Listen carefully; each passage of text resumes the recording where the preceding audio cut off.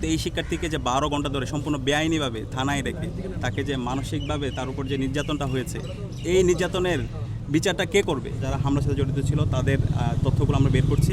তাদের বিরুদ্ধে দেশের যে আইন, সেই আইন অনুযায়ী আমরা ব্যবস্থা করবো। উপরের নির্দেশে তো আমরা সে ফেসিবাদে আমরা দেখতে পেয়েছি, সে হাসিনার নির্দেশে এই হামলাকে তারা বৈধতা দিয়েছে। এরপরে আমরা যে হামলা করেছে, যারা এই নৃশংস কায়দায় ছাত্রদলের সন্ত্রাসীরা যারা হামলা করেছে, এই হামলার পরে আমরা তাদেরকে উদ্ধার করতে গিয়েছিলাম। আমরা বলেছিলাম যে হামলার সাথে যারা জড়িত আছে তাদের সবাইকে বিচার আওতায় নিয়ে আসতে হবে, এবং ছাত্রদলের ওই সময় সভাপতি সহ ছিল, ওনার সাথে কথা বলেছি। কথা বলার পরে উনি বলেছেন তাদের সবার বিরুদ্ধে তারা ব্যবস্থা গ্রহণ করবে। কারণ এই থানার মধ্যে যদি হচ্ছে এই ধরনের একজন নাগরিকের আইনের অধিকার না থাকে, তার বিচারের অধিকার না থাকে, তাহলে বাংলাদেশের আইন কোথায়, বিচার কোথায়? এরপরে আমরা দেখতে পেয়েছি যেই ছেলে তার জীবনের নিরাপত্তার জন্য থানায় জিডি করতে গেছে, তার জিডিটা নেওয়া হয় না, তাকে থানার মধ্যে রেখে দেওয়া হয়েছে। সেই দুপুর থেকে একদম 4:30 পর্যন্ত, ভোর 4:30 পর্যন্ত তাকে থানায় রাখা হয়েছে। তা আমরা প্রথমে হচ্ছে শাহবাগ থানা ছিল, ওইখান থেকে তাকে ধানমন্ডি থানায় নিয়ে যাওয়া হলো। ধানমন্ডি থানায় আমরা যাওয়ার পরে আমরা পুলিশকে জিজ্ঞেস করলাম, পুলিশের উচ্চপদস্থ যারা কর্মকর্তা আছে তাদের সাথে কথা বললাম, আপনারা কেন তাকে আটকে রেখেছেন, তার বিরুদ্ধে কোনো ফৌজদারি অপরাধ আছে, কিসের বেসিসে সে তার জীবনের নিরাপত্তার জন্য একটা সম্পূর্ণ ফেক স্ক্রিনশটের উপর ভিত্তি করে যাকে হত্যার হুমকি দেওয়া হয়েছে, সে ফেক স্ক্রিনশটের উপর ভিত্তি করে আপনারা কিসের ভিত্তিতে তাকে থানায় আপনারা রাখছেন? তখন তারা আমাদেরকে বললো এটা উপরের নির্দেশ। উপরের নির্দেশে তো আমরা সে ফেসিবাদে আমরা দেখতে পেয়েছি, সে হাসিনার নির্দেশে, আওয়ামী লীগের বিভিন্ন গুন্ডাদের নির্দেশে তখন এই শিক্ষার্থীদেরকে হচ্ছে গুম করা হতো, খুন করা হতো, মামলা দেওয়া হতো।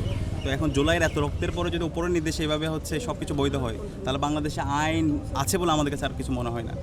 তো এরপর আমরা কথা বললাম এবং পুলিশের সাথে কথা বললাম, এবং সর্বশেষ তারাও চেক করলো তার ডিভাইস, এর ন্যূনতম তার কোনো ধরনের সংশ্লিষ্টতা তারা পায় নাই।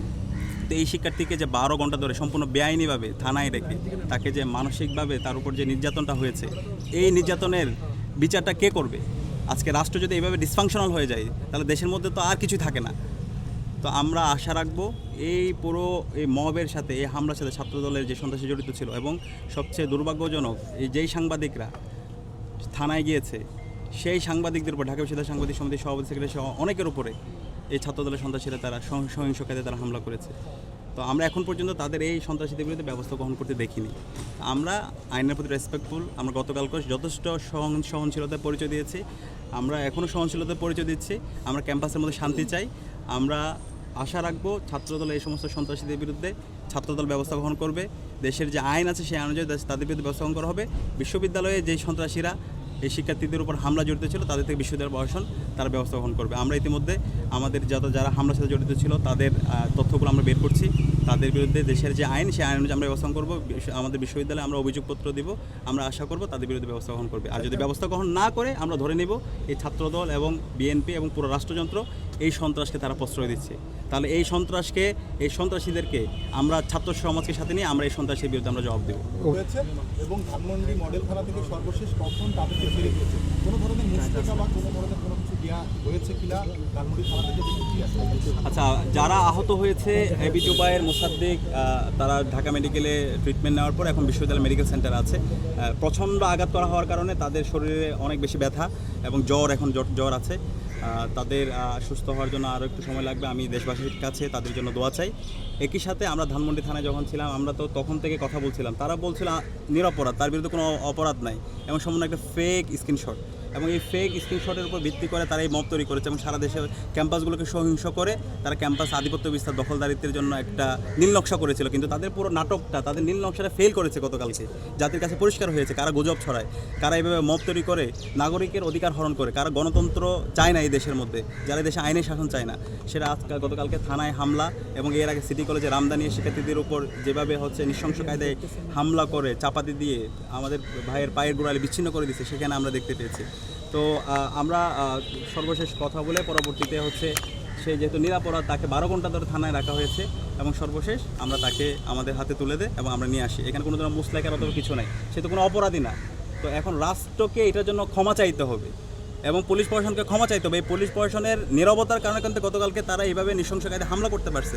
এবং গতকালকে আমি 28শে অক্টোবরের একটা প্রতিচ্ছবি দেখতে পেয়েছি। সে 2006 সালের 28শে অক্টোবর লগি বইটা নিয়ে যেভাবে নৃশংস কায়দায় লীগের সন্ত্রাসীরা আমাদের ভাইদের উপর মেরে তাদেরকে সাপের মতো নৃত্য করেছিল, ঠিক একই কায়দায় আমরা গতকালকে এই সন্ত্রাসীদেরকে দেখতে পেয়েছে। সেই শাহবাগের থানার গেট থেকে একদম ওসি রুম পর্যন্ত কীভাবে নৃশংস কায়দায় তারা হামলা করেছে, এবং সেই 15 জুলাই যেভাবে ছাত্রলীগের সন্ত্রাসীরা বিশ্ববিদ্যালয়ে আমাদের ভাই বোনদেরকে মেরে রক্তাক্ত করেছিল, যেভাবে তারা হায়নার মধ্যে ঝাঁপিয়ে পড়েছিল, তার প্রতিচ্ছবি আমরা গতকালকে শাহবাগ থানায় দেখতে পেয়েছি।